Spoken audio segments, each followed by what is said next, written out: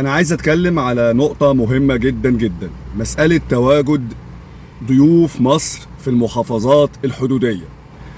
أرجو أن تنتبه الدولة والشعب في عدم تملك أي من ضيوف مصر لوحدات سكنية أو أراضي في المحافظات الحدودية.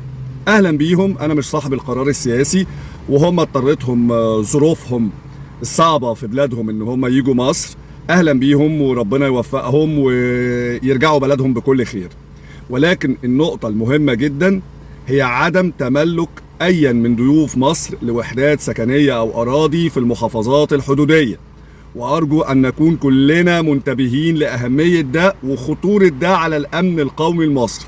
عايزين يقعدوا ينزلوا في التجمعات السكنية في القاهرة، في الإسكندرية، في البحيرة، في دمياط، لكن محافظات حدودية زي مرسى مطروح، أسوان، العريش اللي هي شمال سيناء مرفوض وخطر على الأمن القومي، وما ينفعش إن احنا نقبل بيه.